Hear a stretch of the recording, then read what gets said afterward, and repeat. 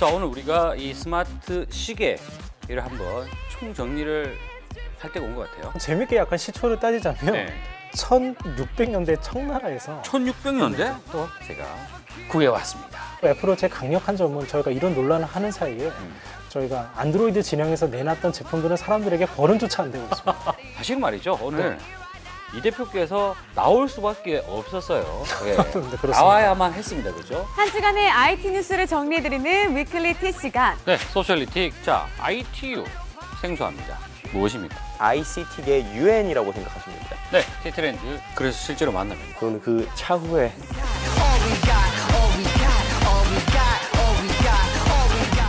여러분 안녕하십니까? T타임의 최정일입니다. 이 올 하반기 IT 업계에 어떻게 보면 가장 큰 화두라고 한다면 이 스마트 시계가 본격적으로 경쟁이 시작됐다. 이게 아닌가 싶은데요. 그러다 보니까 내년에도 웨어러블 기기의 대표 주작적인 스마트 시계 시장이 꽤 커질 것이라는 그런 분석들도 나오고 있습니다. 그런데 스마트워치 도대체 무엇으로 우리가 이 정리를 할까? 어떻게 정의를 내릴까? 아직까지는 좀 의문스러운 상황인데 오늘은 이와 관련된 이야기를 한번 해보겠습니다. 이현준 대표 함께합니다. 안녕하십니까? 네, 안녕하세요. 자, 사실 말이죠. 오늘 이 대표께서 나올 수밖에 없었어요. 네. 나와야만 했습니다. 그죠? 그렇습니다. 우리가 이미 질러놓은 얘기가 있기 때문에 네네. 사실상 발표하기는 좀 어렵지 않을까. 그래요. 야, 여기서 재밌는 얘기를 한번 해볼까요? 언제는 되겠지만 올해는 아닐 것 같다. 네. 과감하게 저는 배팅을 한번 해봅니다. 네. 올해 나오지 않을까? 예. 네. 이 교양, IT를 다루는 방송 최초로 박깨기를 오늘 보실 수 있을 거라고 생각합니다. 자, 오늘 우리가 이 스마트 시계를 한번 총정리를 할 때가 온 것 같아요. 그렇습니다. 예. 사실 얘기가 나온 지는 꽤 됐는데 이 웨어러블 디바이스, 스마트워치 어떻게 정리를 할 수 있을까요? 일단 웨어러블 디바이스는 사전적 의미로 착용용 장치라는 의미입니다. 그래서 기존의 IT 기기들이 이제 몸에 부착하거나 뭐 착용하는 형태로 이제 폼팩터를 변화를 준 것이죠. 그 중에 이제 스마트 시계는 웨어러블 디바이스의 이제 한 종류입니다. 그래서 웨어러블 디바이스는 뭐 안경, 시계뿐만 아니라 안경, 신발, 뭐 반지 그리고 벨트나 뭐 이어셋 같은 다양한 형태로 전개가 될 거고 심지어는 앞으로 이제 붙이는 패치 형태로도 등장하게 될 예정입니다. 자, 그러면 이 스마트 시계 이야기를 해야 되는데 사실은 최근 들어서 이슈가 되는 것 같지만 이게 과거에도 이미 몇 차례 이런 제품들이 나왔더란 말이에요. 맞습니다. 한번 쭉 정리가 필요할 것 같습니다. 네, 그럼 뭐 재밌게 약간 시초를 따지자면 1600년대 청나라에서 1600년대? 무슨 소리입니까 이게? 중국 청나라에서 주판 반지라는 게 있었답니다. 주판 반지? 그러니까 청나라에서 있던 건데 그것이 이제 스마트워치의 원형이다라고 재밌게 얘기하는 분도 계시고요.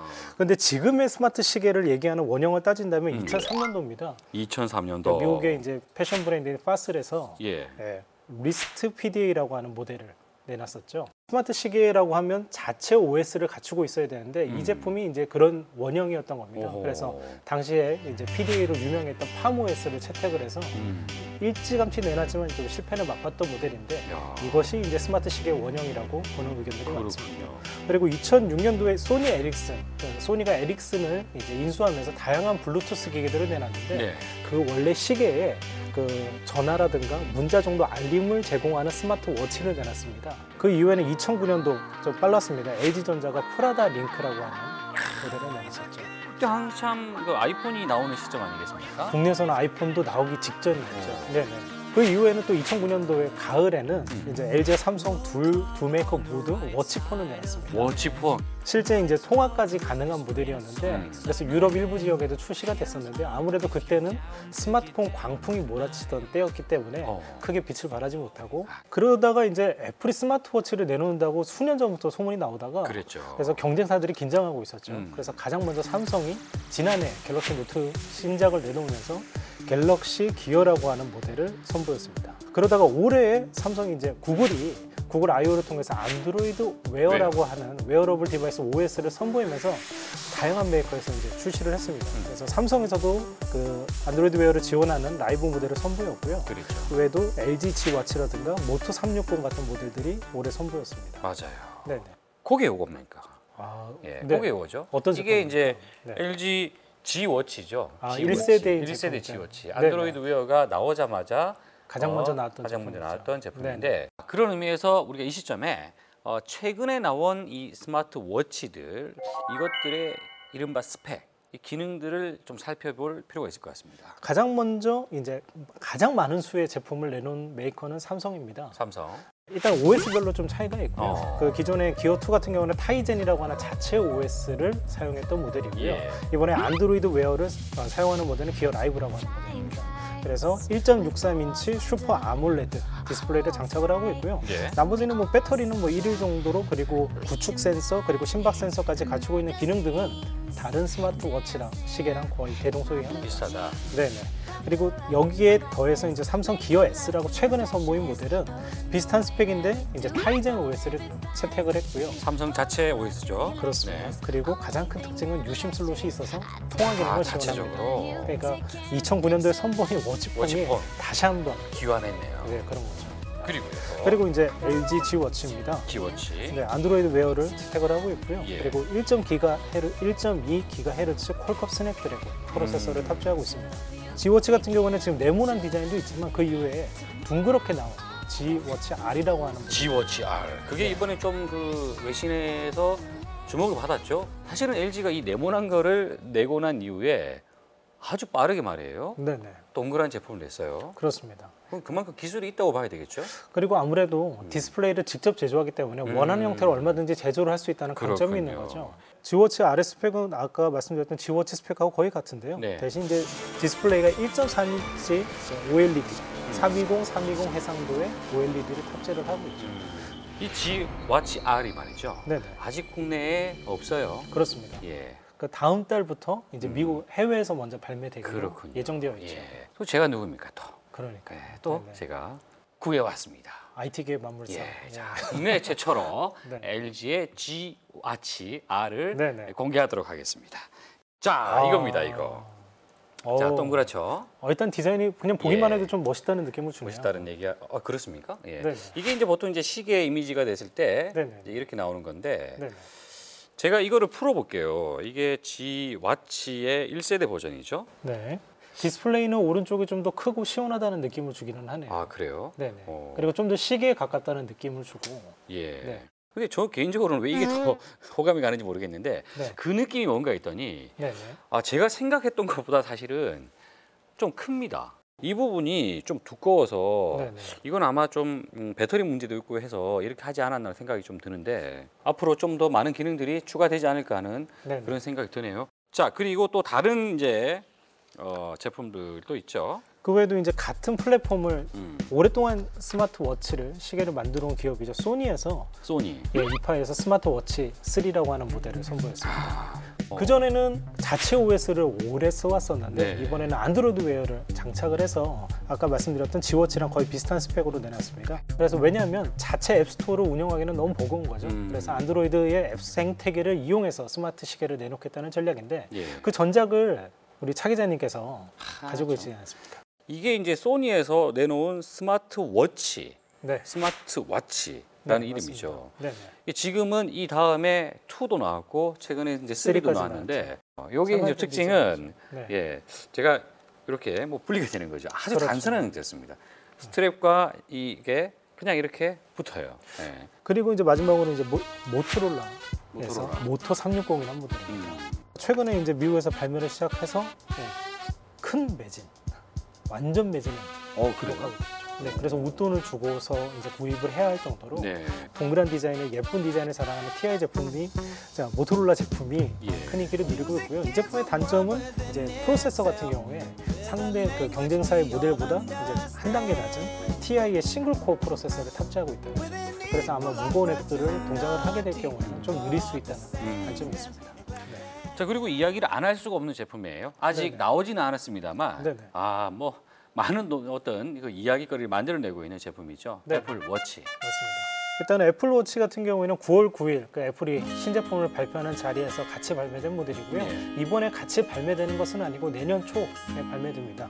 그 애플워치가 잘한 것은 가장 아름다운 디자인뿐만 아니라 그리고 시계 밴드, 멋진 디자인을 18가지의 조합을 마련해서 사람들이 원하는 거의 모든 디자인을 갖추고 있다는 점이 장점이라고 할 수 있겠고요. 예.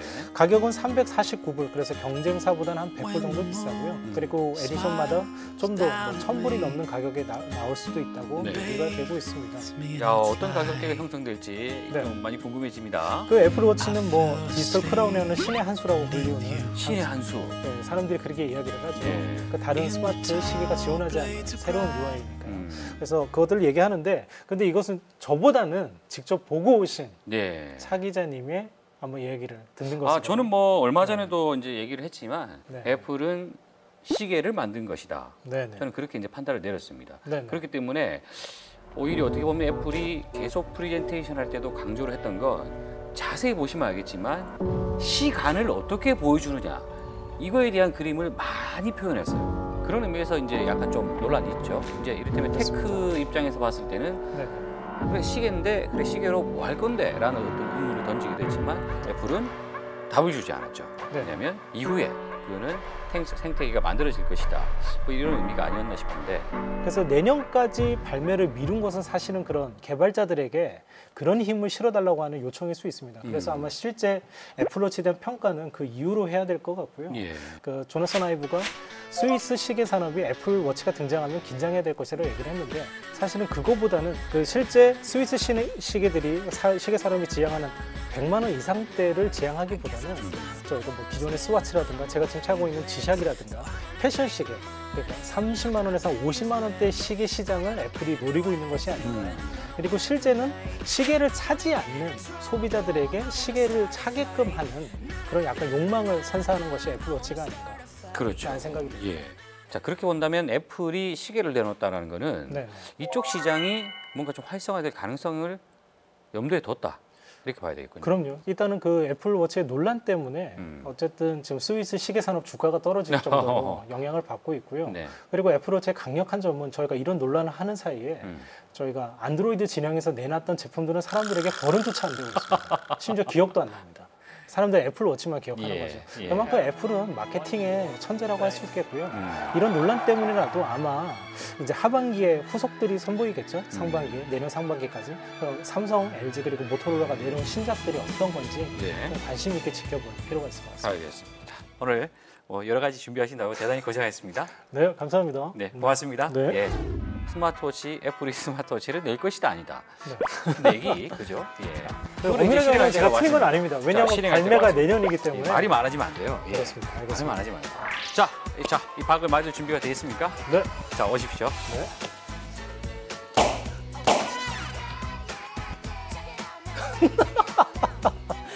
다시 한번 시도하겠습니다. 자, 예. 오, 오케이, 잘했어요.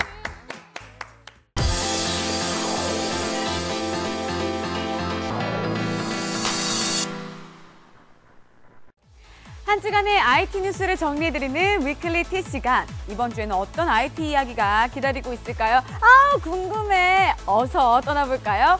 부비고! IT 대세 웨어러블 디바이스. 저도 하나쯤은 갖고 싶다고 생각했었는데 이게 저만의 생각은 아니었나 봅니다. 시장 조사업체 CCS 인사이트의 최근 조사에 따르면 올해 웨어러블 기기 출하량은 2,200만 대로 지난해 970만 대에서 129% 늘어날 것으로 전망되고 있는데요. 글로벌 웹 인덱스의 설문조사에 따르면 올해 1, 2분기에 세계 성인 인터넷 사용자 대상으로 조사한 결과 64%가 웨어러블 기기에 관심이 있다고 밝혔습니다. 또 이들 중 일부는 웨어러블 기기를 사용해 본 적도 있다고 답했는데요. 성별로는 남성이 여성보다 관심이 높았고 또한 연령대가 젊을수록 웨어러블 기기에 대한 관심이 높게 나타났습니다. 관심과 구매는 그 의미가 좀 다른 것 같은데요. 관심을 넘어선 그 효과를 얻기 위해서는 좀 더 분발해야 될 것 같습니다. 방송통신위원회와 개인정보보호위원회는 온 오프라인에 떠돌아다니는 불법 개인정보를 척결하고자 연말까지 대국민 개인정보 대청소 캠페인을 벌인다고 밝혔습니다. 대상은 법령에 근거하지 않고 처리된 주민등록번호, 방치된 개인정보, 필요 범위를 넘어서 수집된 개인정보, 해커, 브로커 등이 불법 유통하는 개인정보 등입니다. 캠페인과 관련된 더 자세한 내용은 개인정보보호 포털에서 확인하실 수 있다고 합니다. 대국민 개인정보 대청소 캠페인이라니 이 자체가 낯뜨거운 건 저뿐인 건가요? 스트래티지 애널리틱스는 2014년 상반기 스마트폰 크기 선호도 조사를 벌인 결과 평균적으로 4.7인치 화면 제품을 가장 선호한다고 밝혔습니다. 그렇습니다. 바로 아이폰 6의 화면 크기와 같은 크기인데요. 지난해 같은 기간 조사에서 소비자들이 4.5인치 제품을 가장 선호했던 데 비해 0.2인치 늘어난 것입니다. 다만 아이폰 이용자들은 안드로이드 폰 이용자들보다 상대적으로 더 작은 화면을 선호했습니다. 따라서 아이폰 6의 화면 크기는 현재 아이폰 이용자에게도 과거의 이용자에게도 잠재력이 있다고 분석되는데요. 애플은 앞으로 넘어져도 뒤로 넘어져도 돈방석에 앉을 팔짱가 봅니다. 모두에게나 만족을 준다는 건 참 어려운 일인 것 같은데요. 저 수정이는 여러분들에게 모두 만족을 주고 있나요? 네, 마지막 소식입니다. 저는 지금 스마트폰 전쟁터가 된 한국 시장 한복판에 나와 있습니다. 무슨 소리냐고요?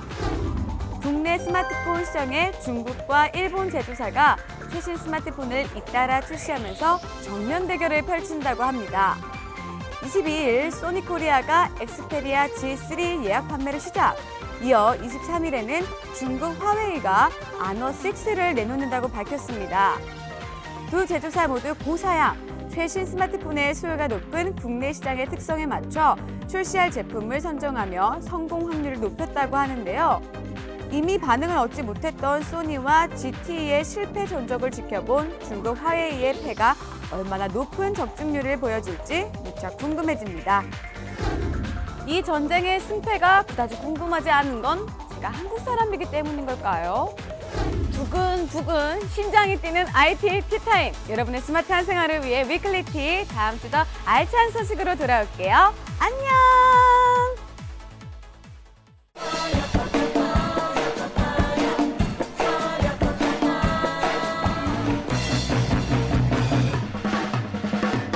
네, 소셜리티 김덕진 컨설턴트와 함께합니다. 안녕하세요. 안녕하세요. 자, 오늘 말이죠. 네. 저는 몰랐어요. 이런 내용을 왜 몰랐을까 하는 그런 조금 아쉬움도 있는데 네네. ITU, 네. ITU라는 행사가 정확하게 10월 말하면 달에? ITU 전권 회의죠. 전권 회의 또 그게 네네네. 붙어야 되는군요. 네, 맞습니다. 그게 한국에서 개최된다. 네. 알고 봤더니 굉장히 나름의 의미가 있는 행사더라고요. 그렇죠. 그래서 오늘은 이에 관련된 이야기를 좀 해볼까 하는데, 자, ITU 생소합니다. 네. 무엇입니까? ITU를 이제 약자로 보면요, 이제 국제 전기 통신 연합인데요. 네. 이렇게 말하면 좀 어렵고요. 한마디로 말하면 ICT계 UN이라고 생각하시면 됩니다. 아, 그래요? 네, 엄청나죠? 오. 우리가 보통 UN 하면 UN이 하는 일들을 좀 많이 생각을 하잖아요. 네. 우리가 전 세계적으로 보면 뭐 기름이나 뭐 여러 가지 자원들 이런 것들이 한정이 돼 있다 보니까는 그런 것들에 대해서 전쟁이 막 일어나잖아요. 그래서 UN은 어떻게 보면 그런 것들을 막고 자원 같은 것 이렇게 관리를 해주는 기관이라고 보면 되는데요. 어떻게 보면 ICT에서도 그런 유한한 자원이 있습니다. 가장 단순한 것이 바로 주파수일 것 같아요. 네, 그렇죠. 주파수는 이제 라디오부터 뭐 여러 가지 통신에서 다 쓰다 보니까 한정이 되어 있는데요. 그 한정이 되어 있는 것이 일부 기업이나 국가에 딱 몰리게 되면 아무래도 좀 분배에 대한 불공평이 일어나잖아요. 네. 그래서 이제 그런 것들을 관리하는 것부터 해서 여러 가지 ICT 정책들을 만드는 곳이 이제 ITU라고 보시면 되고요. 네, 그러다 보니까는 이 ITU라는 곳이 다른 데보다 상당히 오래됐어요. 그래서 이제 150년의 역사를 가지고 있고 가장 오래된 국제기구라고 볼 수 있습니다. 네. 네.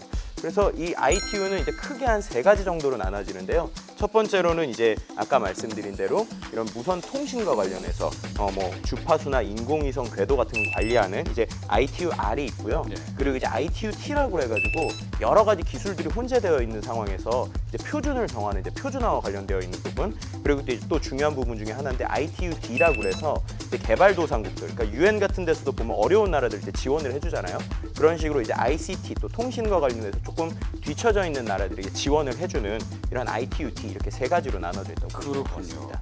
그동안 이 ITU에서 어떤 것들을 결정해 왔습니까? 네, 일단은 제일 중요한 것 중에 하나가 지금 말씀드린 대로 이제 주파수 관리 쪽일 거예요. 예. 또 이제 중요한 것 중에 하나가 바로 인공위성의 궤도를 관리합니다. 오. 네.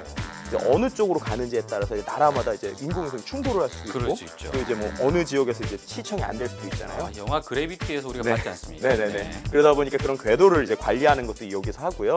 최근에 이제 이슈가 되고 있는 곳이 바로 이 표준화와 관련된 겁니다. 표준화. 네. 한마디로 생각하면은 우리가 이제 보통 요즘에 전화기를 쓸 때 이제 LTE 어드밴스드라고 하잖아요. 그렇죠. 그렇죠. 뭐 LTE, 3G 뭐 예전에 혹시 기억하시는지 모르겠는데 뭐 와이브로 뭐 또 GSM, CDMA 등등등 맞습니다. 여러 가지 규약들이 있었습니다. 네네. 이제 그런 규약들을 국제 표준정으로 정하는 것이 바로 이제 ITU에서 하는 중요한 역할 중에 하나인데요. 이제 그러다 보니까는 이 ITU에서 하는 우리 전권 회의라고 지금 말을 했잖아요. 이 전권 회의는 이제 ITU에서 여러 가지 원래 회의를 해요. 근데 그 중에서 모든 권한이 가진 회의다. 그래서 전권 회의거든요. 그래서 이 회의는 이제 4년에 한 번씩 열리고요. 네. 그리고 각 나라의 이제 총리급이 와서 이제 그 회의를 하게 됩니다. 아하. 그런데 이제 이게 재밌는 게 4년에 한 번씩 하고요. 대륙별로 돌아가면서 해요. 그리고 이제 거기에서 일어나는 것들이 거기서 어떤 표준이 정해지냐에 따라서 이제 나라마다 어떤 기업들의 힘 또는 이제 나라마다의 이제 좀 힘들이 정해지다 보니까 거기서 일종의 이제 머리를 가지고 대표 선수들이 싸우는 느낌이 나서 이제 어떻게 보면 ICT계 올림픽이다라고 이제 불리는 행사이기도 합니다. 그럼 네. ICT계의 유인이기도 하고 네네. ICT계의 올림픽이다 이렇게도 네네네. 불린다. 그렇죠. 다른 일반적인 행사도 아니고 ITU 전권 회의가 네네. 10월 20일부터 부산에서 열린단 그렇죠. 말이에요. 이게 어떤 의미입니까? 네, 일단은 우리나라와 이 ITU는 조금 뗄래야 뗄 수 없는 인연이 있는 것 같아요. 혹시 기자님, 우리나라가 이 ITU에 언제 가입했는지 아세요? 뭐 통신이 본격적으로 됐을 때 무렵이 네. 아닐까요? 뭐 한 80년대? 네, 보통 그때라고 생각하시잖아요. 네. 근데 놀라운 거는 52년도입니다. 아, 이거 52년도? 네, 근데 1952년도를 곰곰이 생각하면 전쟁 그렇죠. 전쟁 예. 중입니다. 실은 이제 우리나라가 1949년도에 처음에 신청을 했습니다. 네. 근데 그게 신청이 안 됐어요. 음. 그런데 이제 전쟁이 났잖아요. 근데 전쟁이 나면 보통 통신 시설이 상당히 중요하지 않습니까? 그러니까 이제 우리나라 전쟁 말미에 지금 낙후되어 있는 통신 시설을 어떻게든 이제 살려야 된다라는 걸 가지고 전쟁 중에 두 명의 이제 특사가 이제 아르헨티나로 간 거죠. 그래서 거기서 이제 우리나라가 꼭 들어야 된다라고 얘기를 했고 이제 어떻게 보면 기적적이라고 하는 드라마처럼 실제 이제 가입이 됐습니다. 그래서 우리나라가 이제 전쟁 이후에 이런 통신 기반을 이제 많이 이제 힘을 이제 싣고 다시 재건하는데 이 ITU가 상당히 큰 역할을 했습니다. 그랬던 상황에서 네. 이제 어떻게 보면은 62년 만에 이제 우리나라에서 그런 개최를 한다는 거죠. 그래서 저는 이제 일종의 이렇게 보는 것 같아요. ICT계 이제 88 올림픽이 아닐까 이런 생각이 좀 들더라고요. 예. 네. 어떻게 보면 이제 지역별로 돌아가기 때문에 다음에 우리나라에서 개최하려면 100년은 걸리지 않을까 이런 생각들을 하고 있습니다. 그래요? 자, 그렇다면 올해 말이죠. 부산에서 다뤄질 의제 네. 어떤 것들입니까? 네, 뭐 ICT와 관련해서 너무 많은 다양한 이제 안건들이 논의가 되는데요. 좀 어떻게 보면 올해 가장 화두 중에 하나라고 보면은 바로 이 IoT 이제 표준화. 사물 인터넷의 표준화? 네, 그렇죠. 근데 최근에 이제 IoT라는 것이 이제 우리가 계속 이야기가 나오고 있지만 어떤 일정한 표준이나 규칙이 없는 상태입니다. 그렇기 때문에 표준이 누가 되느냐에 따라서 이제 향후에 시장이 갈리게 되는데 네. 그래서 과연 이번에 이러한 IoT의 표준이 과연 정해질 것인가 라는 것이 이제 가장 화두가 되는 게 있고요. 그러게요. 또 이제 그 외에 좀 재밌는 것은 이제 말레이시아 항공 여객기 실종 계기와 이제 함께 해서 위성 항공기의 위치 추적 문제가 이제 이슈가 나오고 있습니다.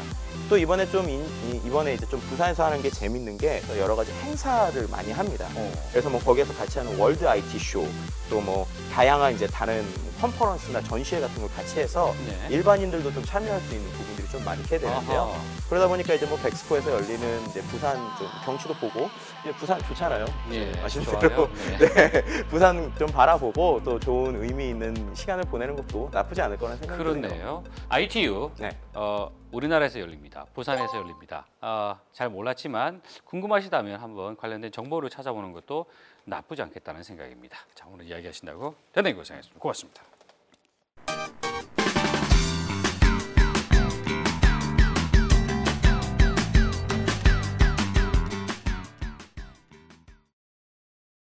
네, 티트렌드 이경현 컨설턴트와 함께합니다. 안녕하십니까? 네, 안녕하세요.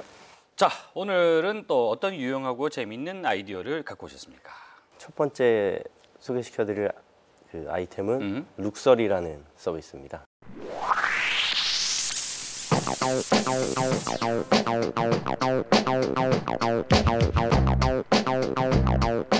그 영상 통화를 모바일에서 많이 사용하지 않는 이유는 본인이 예쁘게 나오지 않아서 그렇습니다. 사진 같은 경우에 굉장히 필터링 서비스도 그래요? 많고요. 동영상은 쉽게 내 얼굴을 찍어가면서 사용을 못하는 그런 요소가 분명히 있다라고 그래요? 생각이 돼서 예. 이 서비스를 소개하게 됐습니다. 그렇군요. 자, 어떤 특징이 있습니까? 이 서비스 같은 경우에는 처음에 이제 앱을 실행하게 되면 제 얼굴을 이제 파악을 하게 되는 거죠. 그래서 실시간으로 제가 원하는 턱을 깎을 수도 있고요.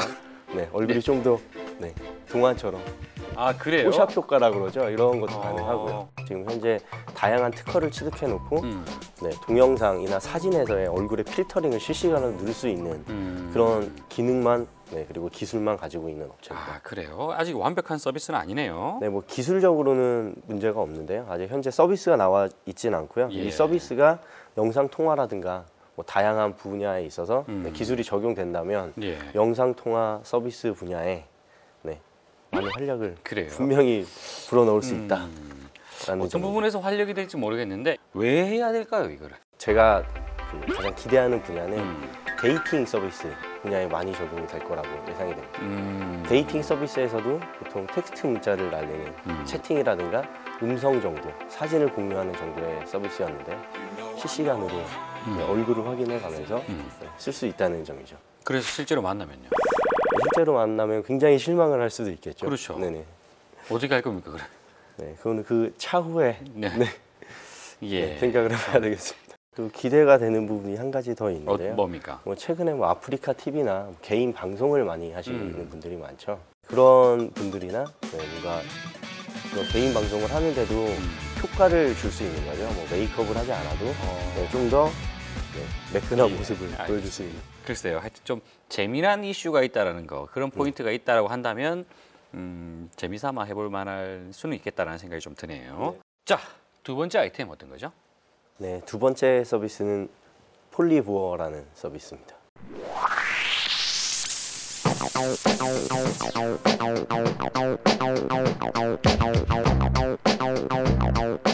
현재 인터넷 트라이팩터라는 용어가 이미 예전부터 많이 쓰였는데요. 그게 뭡니까? 컨텐츠, 컨텐츠, 커뮤니티, 커뮤니티, 커머스. 커머스. 해서 세 가지가 인터넷에 굉장히 중요한 요소로 작용을 하고 있다라는 부분이고요. 그러면 이 폴리부어 이거는 트라이팩터를 어떻게 적용한 겁니까? 폴리버라는 업체는 패션 쪽에 굉장히 집중이 되어 있고요. 제품들을 종이 인형처럼 본인이 코디를 해볼 수가 있습니다. 코디를 해놓은 이미지를 저장을 해놓고 본인 홈페이지를 각각 만들 수가 있어서요. 이 폴리버 안에 본인의 그런 코디된 셋이라고 말을 하는데 그 셋을 많이 확보를 하고 다른 사람이랑 공유를 함으로써 코디를 최신 트렌드 코디를 추천하고 할 수 있는 그런 서비스입니다. 그래서 어떤 내용인지 잘 모르겠는데. 그래서 대표적으로 하우즈라는 업체를 언급을 했었는데요. 이 하우즈란 이 서비스는 건축, 인테리어, 익스테리어에 관련된 종합 포털이라고 생각하시면 되고요. 자신이 예전에 프로젝트로 참여를 해서 만들어놨던 집이라든가 집에 데코를 할 수 있는 제품들인 거죠. 이런 사진들을 올려놓음으로써 저희 같은 일반 이용자들이 그 사진을 보고 집을 꾸밀 때 아이디어를 얻을 수가 있고요. 그래서 그 안에서 제품도 팔게 되고 인테리어를 하기 위한 전문가와 연결이 돼서 집을 인테리어를 할 수 있는 그런 전자상거래가 가능하게 된 그런 이유가 있어서 가장 성공적인 인터넷 트라이팩터를 잘 이용한 서비스라고 소개를 하고 있습니다. 그러니까 내가 옷을 하나 고르고 싶다. 그럼 어떤 트렌드가 있는지를 잘 모르기 때문에 이 서비스를 이용할 경우에 최신 트렌드가 이런다는 걸 알 수가 있고 거기서 실제로 나의 얼굴을 넣어놓고 이제 내가 옷을 입어본 듯한 느낌을 그렇게도 할 수 느낄 수 있다. 있고요. 기본적으로 저희가 패션 블로그들을 많이 가면 그런 아이템들을 조합을 해서 이런 컨셉의 코디가 유행을 할 거다라고 많은 패션 그 블로그 유명하신 블로그에 가면 그런 그 이미지를 많이 보셨을 거예요. 근데 그런 이미지를 쉽게 만들고 공유를 할 수 있는 서비스라고 생각하시면 됩니다. 그리고 커머스가 당연히 600개 정도의 이제 제휴사 업체의 아이템을 다 이용해서 만들 수가 있고요. 그렇군요. 자, 좀 생소한 용어였는데 트라이팩터라는 거 이게 뭐 갑자기 나온 건 아닌데 최근에 다시 커머스 분야에서 이러한 컨텐츠와 커뮤니티를 연결을 해야지만 네. 차별화와 뭔가 소비를 할 수 있는 그런 요소를 가미할 수 있다라는 부분에 있어서 최근에 이슈가 되고 있어서 알겠습니다. 소개했습니다. 예. 자, 오늘 이야기하신다고 대단히 고생하셨습니다. 고맙습니다.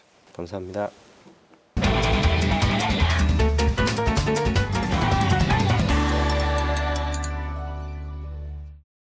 네, 티타임 오늘은 이 스마트워치 현재 어디까지 왔으며 앞으로 어디까지 갈 것인가 한번 이야기를 해봤습니다.